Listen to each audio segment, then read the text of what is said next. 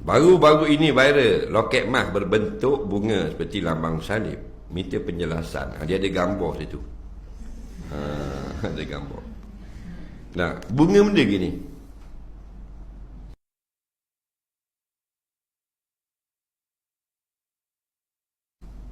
Dia salib semua sekali ada 400 lebih bentuk dia. Nah, dia bukan gitu sebatang tu saja macam cerita Dracula. Faham lagi? Itu pengetahuan tentang agama Kristian. Dia 400 lebih, 380, 400 lebih. Setengah bilang 380, setengah bilang 400 lebih. Tengok komandalah tu. Tapi di antaranya salib itu seperti yang awak lukis ini.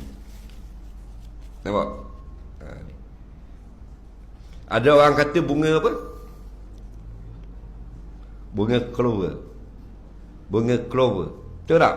Bunga clover itu ialah lambang Trinity. Lambang ajaran Kristian, 3 dalam 1. Nah, padri-padri Kristian menggunakan bentuk bunga clover, sama ada yang pucuk 3 atau pucuk 4, sebagai lambang Trinity. Faham lagi? Jadi sama ada dia salib betul pun haram, hak bunga clover pun jangan kita pakai. Dan bunga hak Tuhan buat kan, betul hak Tuhan buat, hak di pokok tu. Hak dia ambil oleh bentuk tu oleh orang Kristian, dibuat sebagai lambang ni, jangan kita ikut. Faham lagi? Hak dia jadi lambang agama. Hak tak jadi lambang agama tu lain. Nah, dia ambil bunga clover sungguh. Nah, dia kata Kristian, itu hak tu hak betul. Dia ambil daripada bunga itu, jadikan bentuk salib, itu adalah haram. Jadi kalau benda itu salib, kita pakai semata-mata perhiasan, hukumnya haram. Tapi atas dasar kepercayaan, keyakinan itu ada tentang ajaran Kristian, kafir. Dan kalau lambang-lambang yang boleh jadi salib, boleh jadi bukan salib, maka belum haram pakai.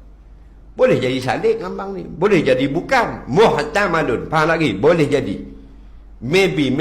Jadi hukumnya tidak kuat. Nah, tapi kalau benda itu memang lambang salib, tak boleh.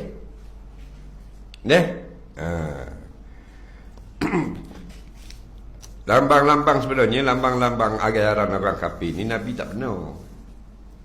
Nah, kita tak percaya pada salib, kita hanya pakai salib itu pakai perhiasan, pakai loket saja.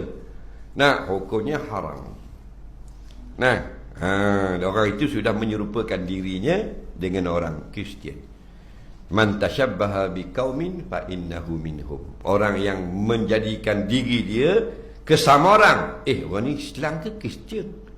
Nah, loket-loket rata gelang macam salib ada. Jadi orang pun paswah dah.